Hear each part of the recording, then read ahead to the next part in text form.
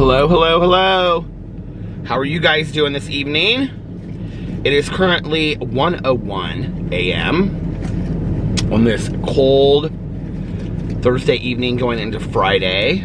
It is currently 54 degrees. I am sitting in my driveway. Tanya just texted me. She said she just woke up too. And then she said thanks for my phone because she left her phone in my car earlier. I took it over there.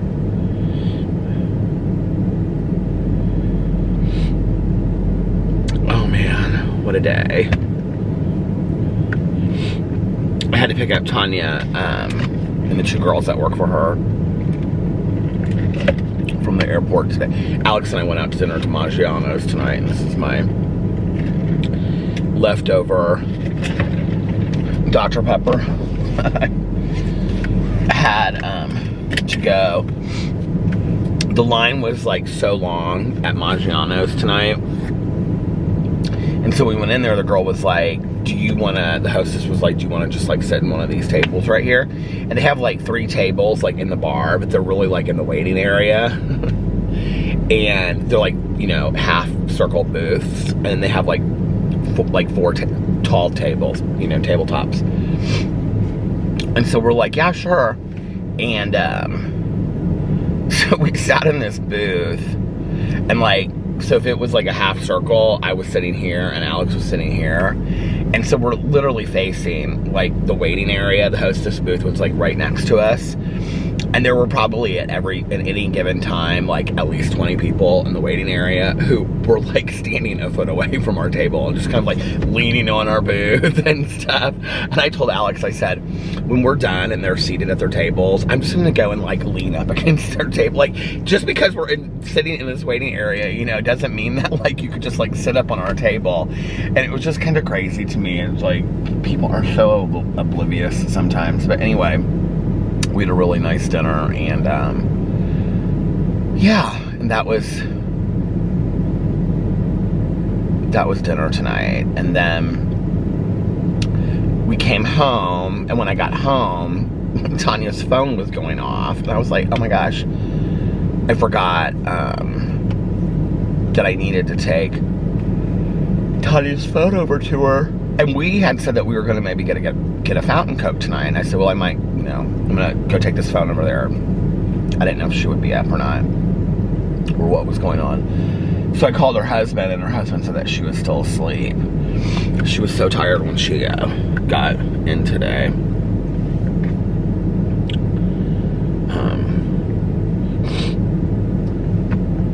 Because they had left the house that they rented at like something ridiculous this morning, probably like 6 or something like that. Oh no, she told me they were supposed to leave at 6, and she woke up and she was like, she and I like never wake up late on vacation, or like to go on vacation. We never are late to flights and stuff because we have friends of ours that, I have so many friends of mine that have like missed probably every flight they've ever taken, and I have never like missed a flight. Like, that's just crazy to me, you know. Like, I mean, I just can't imagine like rebooking and paying all the extra money for that or whatever. Like, that's never happened. I'm almost kind of like freakishly scared to like miss a flight, to the point of where I won't sleep the night before. So we were talking about that, and Tanya's like, you know, how you like almost don't like to sleep the night before because you don't want to miss a flight. And I said, yeah, and she's the same way. And she's like, you know how like neither one of us have like missed a flight? And I was like, yeah. She was like, we were supposed to leave the house at like 6:15 or something, and she woke up at like 7. She's like, that's never happened to me before. I was like, well, there's a first for everything. So I woke up late because I stayed up listening to my audiobook last night. Is that what I did last night? I don't even remember last night. I just feel like this last week has just been a whirl of emotion and And I'm not going to vlog for a long time tonight. Last night I vlogged for like an hour and a half, and I've vlogged a little bit longer than I usually do a couple times this week. So I think I'm going to vlog for like a half an hour or so, and then I'm going to listen to my audiobook, because I just need to kind of just detach emotionally tonight. And just kind of like, you know, be blah and listen to it.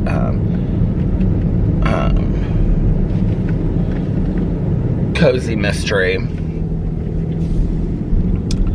which, by the way, I saw that, I think it was Brian posted on the Vloggerinos, that he was like, I hear Peter talk about it all the time, but like, what's the definition of a cozy mystery? If you actually Google it, there's like a legit definition for a cozy mystery. I don't know that I would necessarily agree 100% with what the definition says. I can't remember what it says, but it's like this very legit definition of what a cozy mystery is. And if you go to that cozymystery.com website, if you type in, like, if you Google best cozy mysteries, her website's like the first one that comes up. I can never remember what it is, because it's like cozy/mystery.com or something, but she has like every cozy mystery listed. But when you go to her website, like at the top of it, it says like, what is a cozy mystery? And she goes into like a 3-paragraph definition explaining what it is. But basically a cozy mystery is, the way that I describe them is, it's a mystery that, and they're typically series, first of all. So they typically, they're not standalones. There's several books in the series. I mean, some of them 20 and 30, 40 series books, you know, some of them not. But so they're typically small town. Some of them take place in, like, you know, bigger cities, but most of them are like small town. And there is some kind of mystery that occurs, murder mystery typically, that is easily solvable. Well, not easily solvable, but it's solvable, right? Like, it's not like one of these deep psychological thrillers where they throw something at the last moment that you can't figure out. That's one of the things I like about cozy mysteries, is if, like, you really pay attention and listen, like, all of the evidence is there and you can, like, solve it yourself. But there is romance. There typically is some huge romance thing in there, like, but it's relationship focused. It's not sex. And honestly, between you and I just don't get a lot out of reading hardcore sex in books. Like, it doesn't bother me. Like, I don't really care. But I don't feel like it adds or detracts anything from the book unless you're specifically reading something like that, you know, for that reason.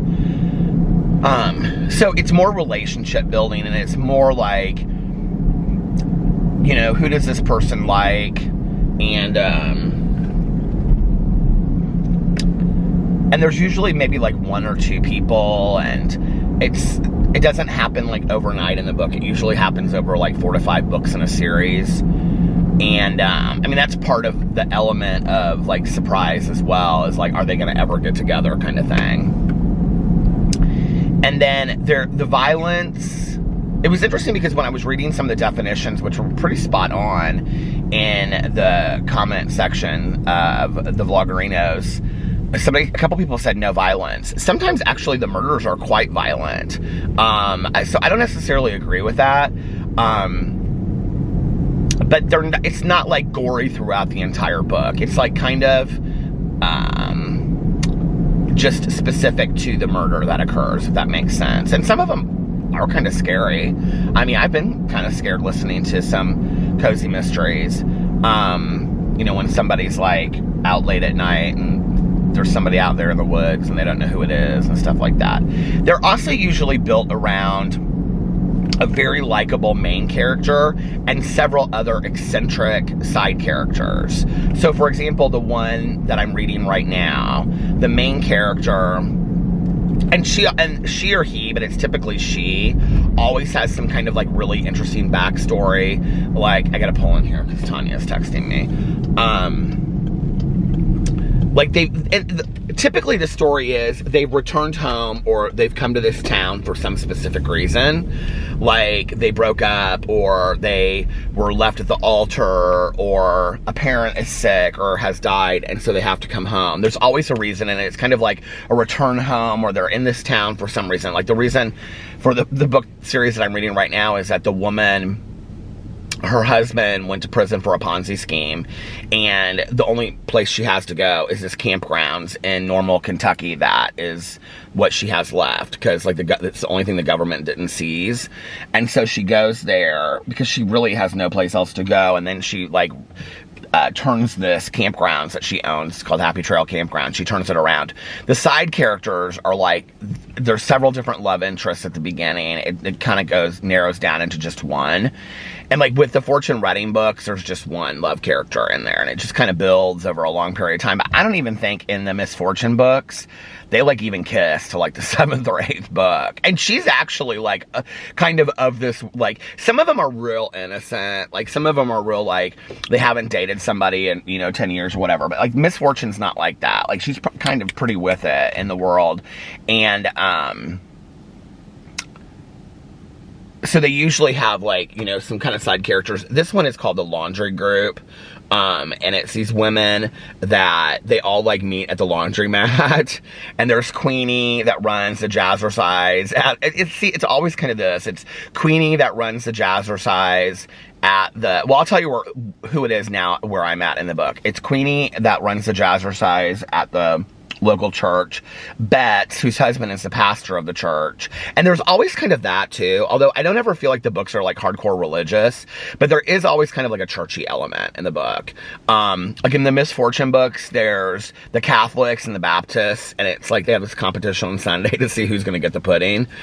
And so like Fortune goes with these two women that I think they're Baptist, Ida Bell and Gertie, because they're part of the Baptist church every week, and then their like arch nemesis is like Catholic.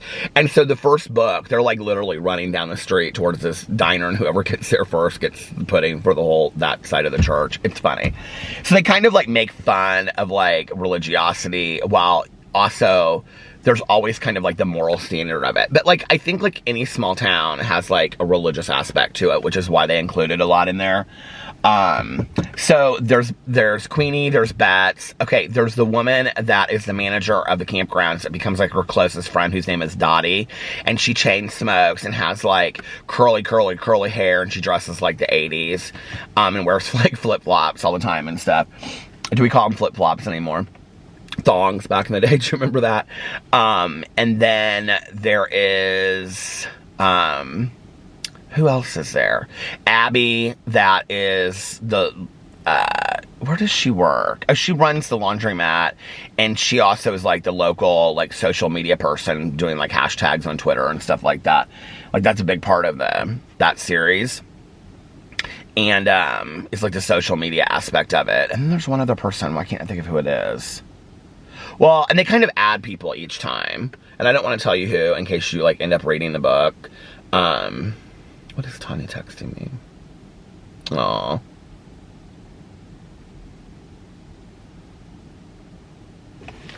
Hold on just a second. This is what I was going to talk about next.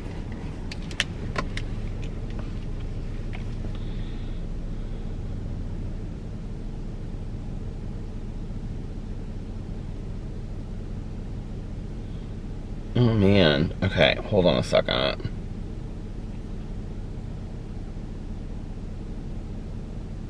Oh shoot.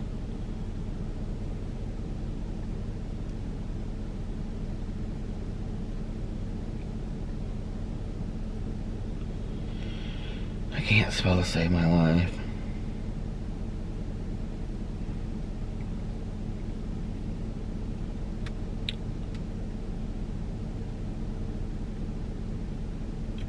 You know, like when you're friends with somebody and you're like,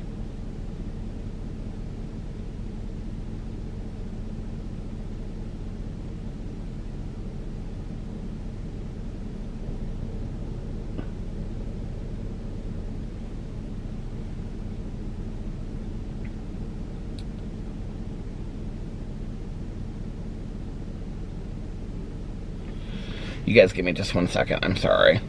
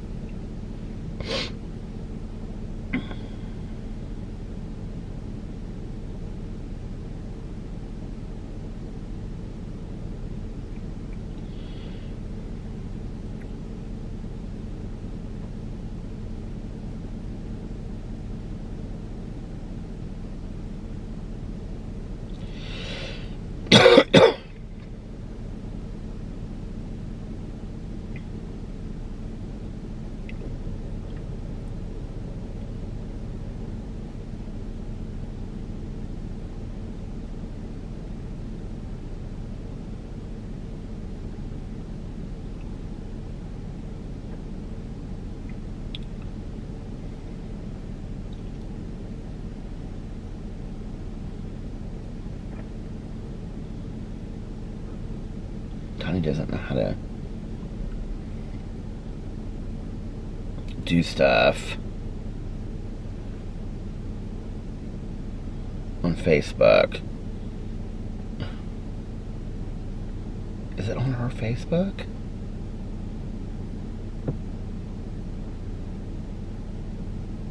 Oh, it is. Hold on, I'm like texting her and looking this up at the same time.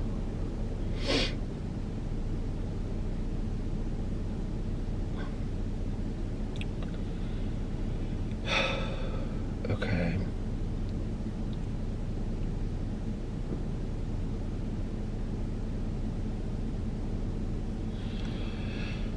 Let me, just to close out what I was saying, here, I'm gonna look up the cozy mystery thing for you guys.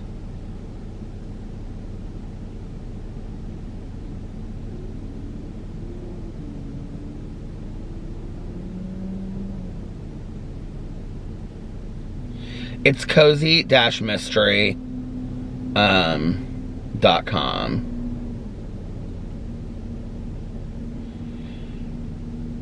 She says, I think that she says, what makes a cozy mystery just that? In an attempt to describe cozy mysteries, but I think that people who read cozy mysteries probably have their own unique ideas about what they think cozy mysteries should be. I know what I like and I look for in the cozy. I find most of the cozy mysteries that I read take places in a small, picturesque town or village with characters who I could envision having as neighbors or friends. Of course, once I find out who the killer is, I wouldn't particularly want that person living next to me. They're usually not zany people. I don't feel like that's true.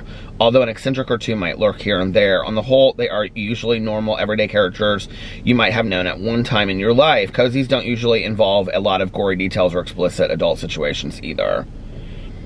So that's kind of what a cozy mystery. I'm sorry about all of that. So, I've kind of hinted at this in vlogs, and I haven't really said much about it. But I've talked about a close friend of mine that was very sick. So that close friend is my old sponsor. And he was battling lung cancer for the second time. He had it 10 years ago. Went into remission and was fine, and then it was fast this time, about a year ago, found out that it was back. And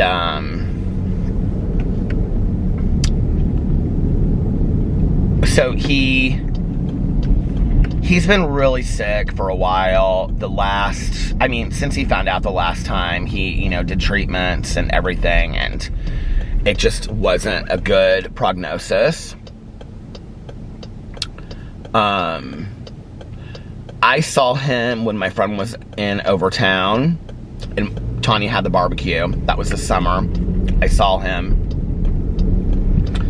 and he had probably lost, he was probably half the size that he had been before.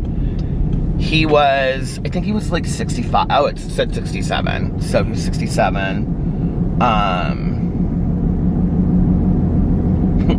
Really neat guy. Owned a movie theater the entire time that I knew him. We used to call him Movie Man Mike. And,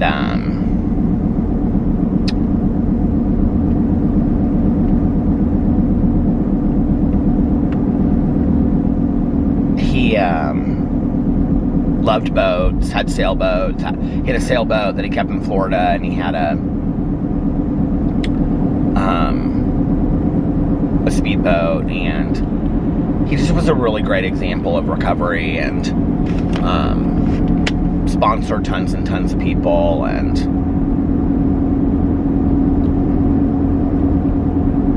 so he went into hospice.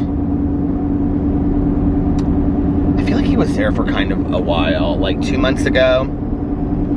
I remember the last conversation we had in person was about To Kill a Mockingbird. Because he was like, I forgot how much that you love To Kill a Mockingbird.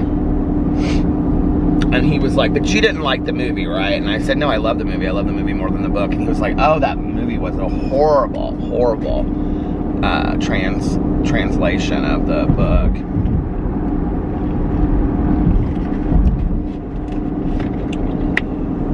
So I woke up this morning, and our friend from California, she was really, really close to him because when she got sober, he kind of like, well, we all went to the same home group together, so we were like all in the same group and stuff like that, and he was kind of a dad figure to her, because her mom had passed away, and her dad had really like never been in her life, so he would like help her fix her car and all kinds of stuff. And so she always saw him as like a dad figure, so she came into town to like help. That was actually before he went into hospice, and that was like a month ago, so I guess he's only been in hospice for like a month. This is literally also on the heels of another friend of ours passing away, which I found out on Saturday at the banquet, from lung cancer. Neither one of these guys has smoked cigarettes in probably over 20 years. But he passed from lung cancer in hospice as well. And then last week, the end of last week, and it probably was around Saturday too, a woman that we all knew really well, passed away. And then Sam. It's been 4 people in a week. It's just been a lot. I'm really drained. I'm really, really drained. Emotionally.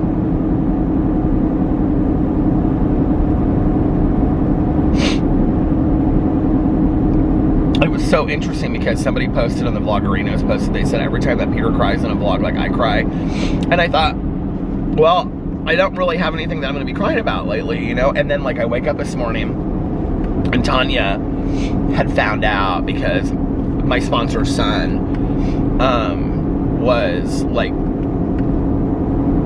he had called Tanya and he called it our friend, and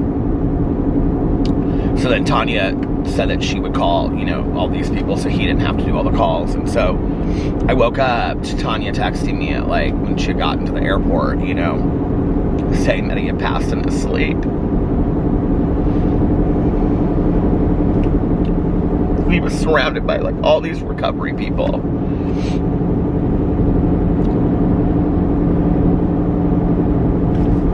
I have like 2 old sponsors that, I mean, out of the 5 or whatever, 6 that I had in my life, I have 2 older sponsors that like really profoundly, I mean, every sponsor I've had has really helped me in one way or another, but have really helped me. Like, I had him for a really long time, but my other sponsor that I had for like 10 years or something, who was really good friends with him. And,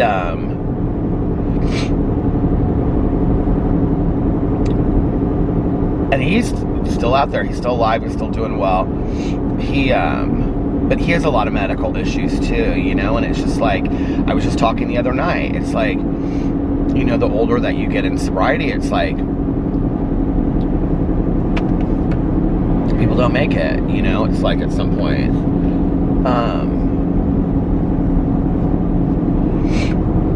But he really, really helped me.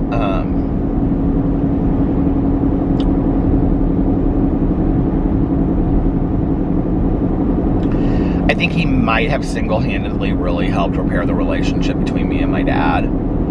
Because I can remember going into this one year that we were working together. And he asked me right after my sobriety birthday, he was like, what do you want to work on this year? And he was the one that taught me. He said, we were talking about like my relationship with my dad, which has never really been bad, but like we just weren't communicating on the same page, even though I had been sober for a while, and you know. And so we were talking, and he was asking me a lot of questions, and so my sponsor, this guy that passed, was like, what was your dad's relationship like with his dad? And I said, well, my dad was the youngest of 5. He didn't know his dad until he was 4 because he was in World War II. And he didn't come home until my dad was like 4 and a half. He like my grandma got pregnant like right before my grandpa left. And I said his siblings were so much older that like my dad really like didn't have a super close relationship. Like I can they were close, they loved each other, but like I remember when I was like in high school, my dad would say to me like things like I didn't know my dad the way that I want you and I to know each other. Like that was always really important to my dad. And so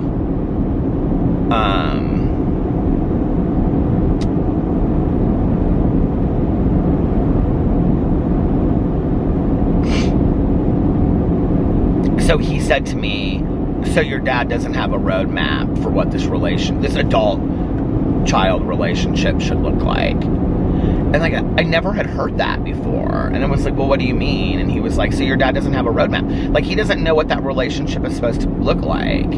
Like, you know, maybe it's like, let's be a little bit more forgiving of him, you know? And it changed my whole perspective on how I looked at my dad. And he was like, you know, whatever you want from your dad, you have to tell him what you want. Like, your dad is not just like, you know, like, he can't just guess what's in your head. Like, you know, you have to tell him what it is you want. And I was like, oh, that's so true, you know?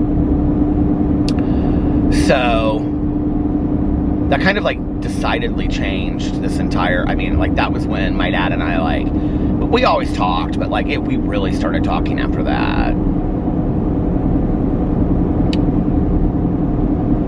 We went to Tennessee together all the time. He was part of that group that Tanya and I hung out with for a long time, and died sober. Died surrounded by people in recovery. And,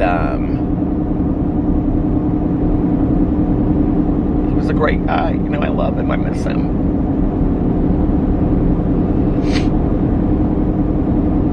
And I think one of the greatest things that happened was, like, he helped me, you know, for a period of time. And then when I started changing meetings and whatever, and he changed meetings too.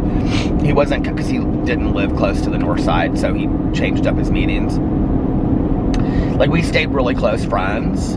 Like, there was never that awkwardness of he had been my sponsor and he wasn't anymore.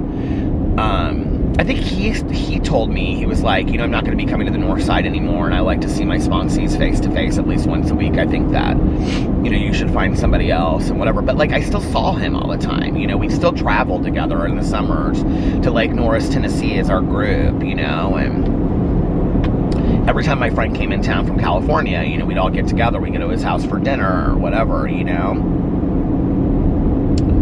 And,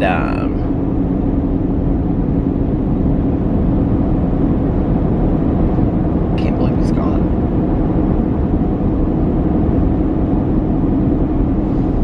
It's just been like a really crap week.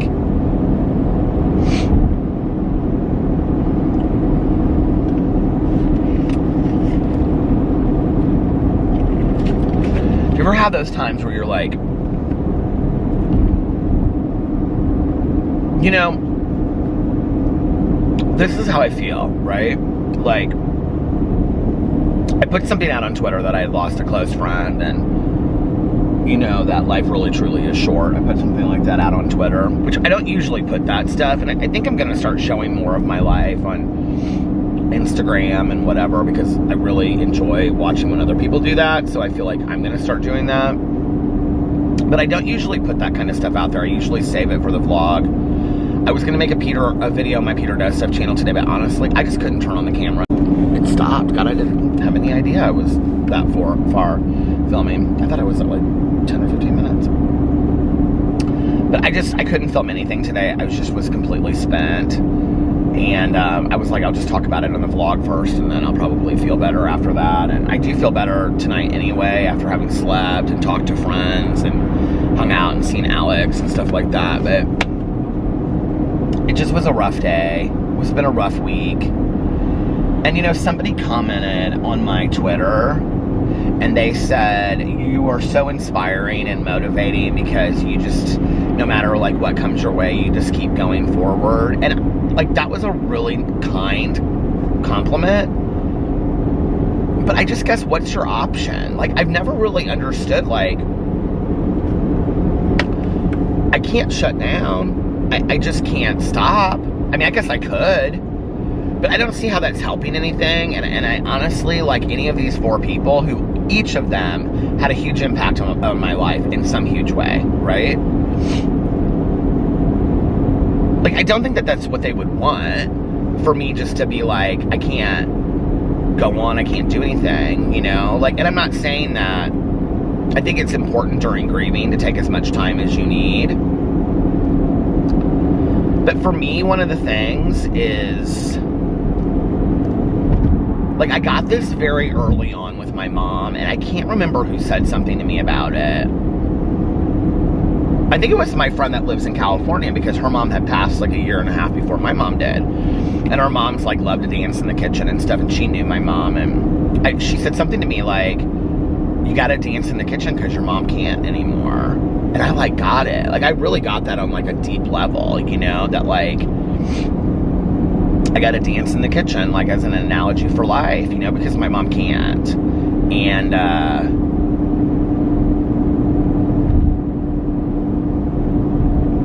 and we, none of us know how long we're gonna be here, you know? None of us.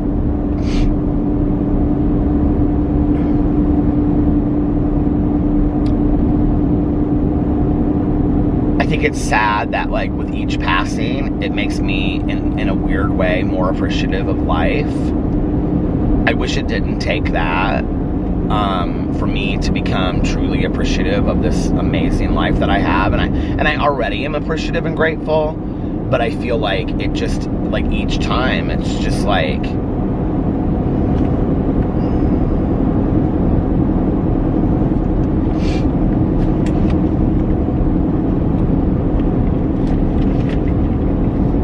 talk to Tanya. I may have to cancel the live stream on Sunday. We may have to move it to next week because the service is on Sunday. It's like a memorial.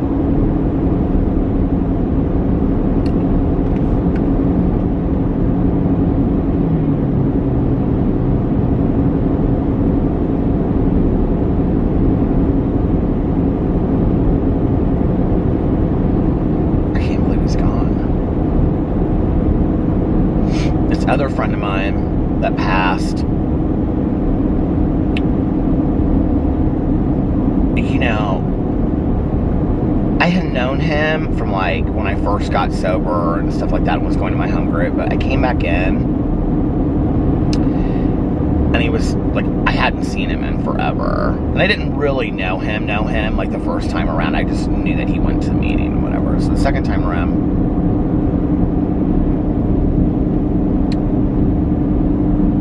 and he said some things in this meeting that he shared this lead. You know, I came back in. He was like the second or third speaker meeting I went to when I came back in after 40 years of not going to meetings. And I remember sitting there and listening to his lead, and at that point he was like, I don't know how many, I probably talked about this already. I don't know what I'm sharing and what I'm not sharing this week in these videos. I am, like, all over the place in my head. And I don't even really remember it specifically, but I do know that at that time he probably had 20 plus years, and he talked about, like, that he, like, was not in this great place in sobriety, you know, and it was so honest, and I just was like, I can remember just sitting there and being like, I really needed to hear that at that time. I needed to hear that honesty on that level, you know, that he had to have been more sober than that at that time, because when I came back in,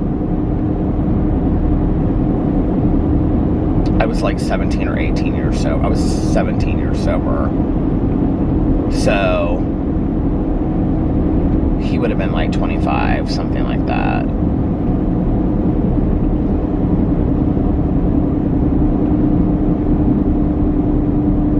I feel like he had like 40 years when he passed. I don't know how much time he had. But anyway, his lead like changed the way that I looked at like having come back in, and you know, I thought that I had to like put on all this like, you know, like look a certain way, like I was really happy and all, and he was like, I'll never forget him sitting there and saying like, the only people that I have to be honest with are myself and God, you know, like the rest doesn't matter. And do you ever like listen to somebody speak and they speak so simply, you know, and in layman's terms, that like it hits a chord with you on a level like you have never had before, you know?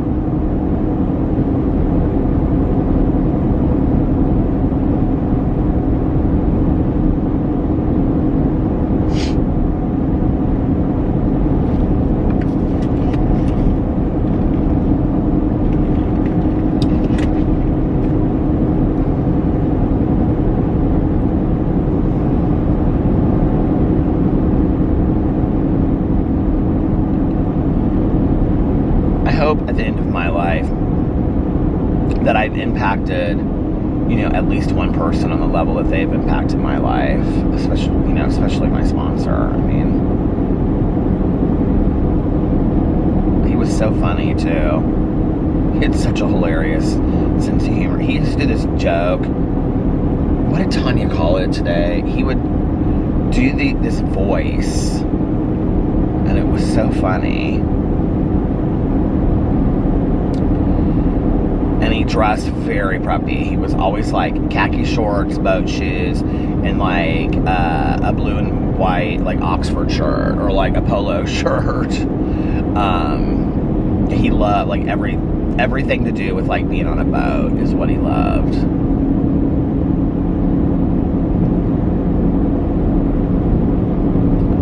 Sail on, buddy.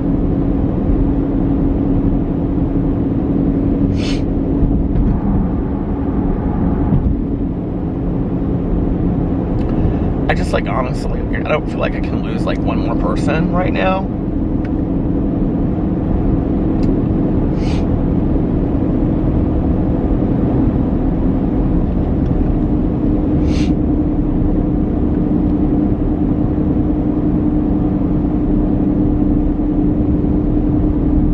And yet, like, I know that that's part of life, you know?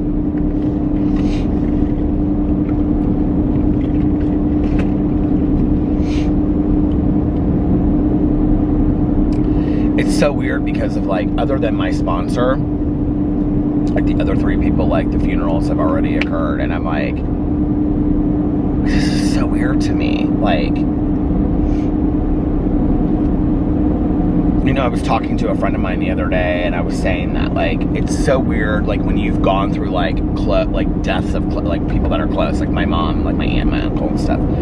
Like, one of the things that you realize, like, this is a harsh reality, but it's the truth. I don't know how much I'm repeating from last night or the night before or whatever. I know last night, I don't think I talked much about this, but I don't know, like, what I'm repeating, but I think this is true. You know, I think the world mourns for about 48 hours, and then the world forgets, and they go on to other things, you know? I did say that the other night, because I talked about how, like, everybody said that they were going to come and, you know, like, oh, we're going to have lunch and dinner, and you're going to come over to my house, and, you know, basically I'm going to be your new mom, and all this stuff. And I never heard from them. Some of those people I've never heard from since, you know?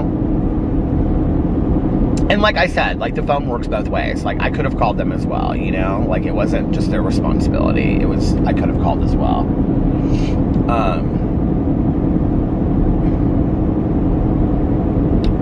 But I think that's really just kind of a sad reality, you know? It's the truth. It's like, I think what we can do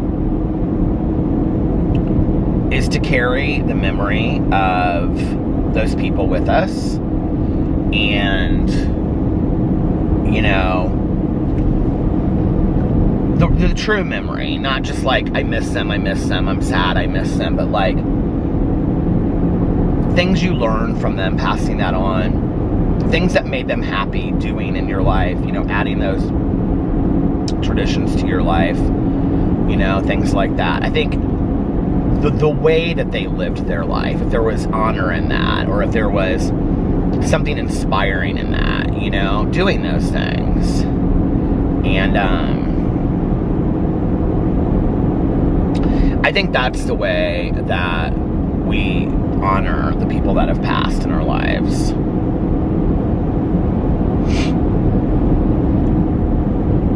And I was really thinking about this the other day.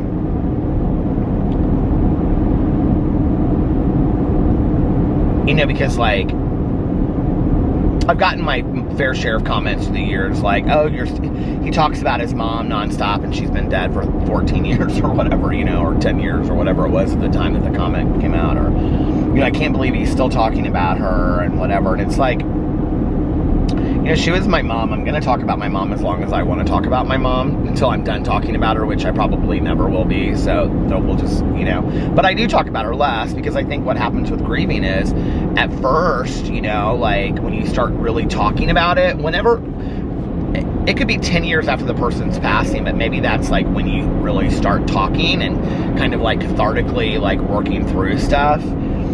I think that's when you talk a lot about that person, right? But I do feel like I've honored by the people that have passed in my lives by telling the stories, you know, of, I was thinking about this the other day because I think it was yesterday I read somebody had written on the Vloggerinos, has Peter ever talked about somebody passing in his life from taking their life because they just had a friend do that, I think, which I'm really sorry for your loss. It's horrible when you go through that, and I have talked about it on here. My friend Duke took his life. I've actually had quite a few friends that have taken their lives in recovery. He wasn't in recovery, but I've dealt with my fair share of that in recovery, which is sad reality. I think it shows the pain that a lot of people live in recovery that they're not talking about, you know? I know people that are 100 times more miserable sober than they ever were drinking or drugging, because they're not really working like honest programs or working with their sponsor, and so they're just miserable, you know? It's like you're a dry drunk, you know? It's like, I've been there. There was 4 years I didn't go to meetings. I was just empty inside, you know?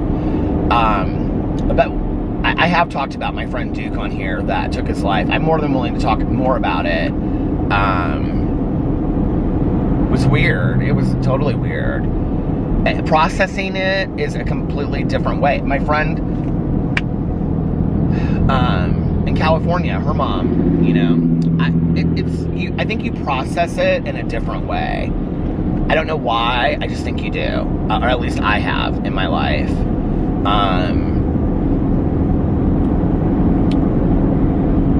It's hard, you know. So I really feel for you.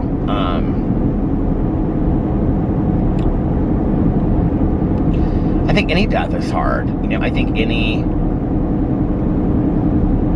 the grieving, and we all grieve differently, and it all comes up at certain times. Like, this week has been so weird, and I think that's why it's like 1 second I feel like I'm completely just like okay to go on with my day, and then like I'll be sitting at Starbucks ordering coffee, you know, and I'm looking at the menu, and I'm seeing like something that like, and you know, this is the other thing, is that like any death I think brings up past deaths, right? So like all your feelings from past deaths.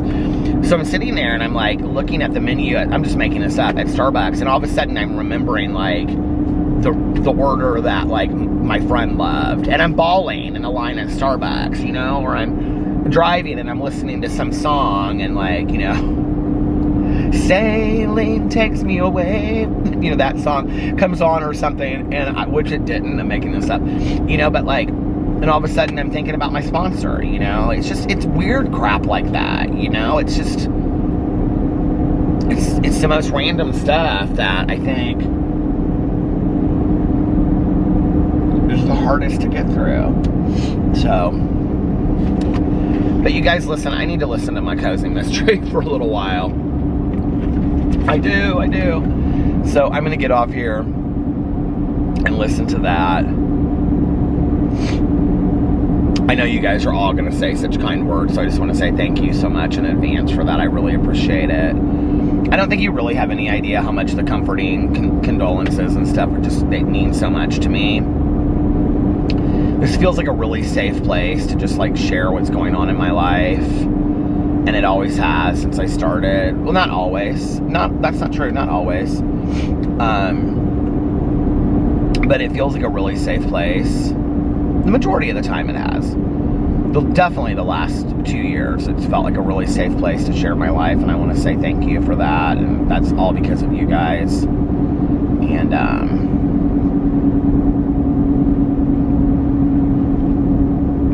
think about what you learned most from the people in your life that have passed, and I don't know, and maybe thank the people in your life that are still around for the lessons they have given you, and say, you know, like, hey, I just really want to thank you for teaching me this, or teaching me that, or inspiring me to do this, or, you know, whatever. I think sometimes, like, the saddest thing is we don't tell people, and this is like a truism that we all live by, and we've all heard a million times in Lifetime and Hallmark movies, but we still don't do it, most of us, right? And that's telling people, this is so weird, it says you are loved on this sign, but telling people, and I believe that too, that we are loved, but telling each other how we really feel about each other before it's too late, you know? So make sure that you do that in your life.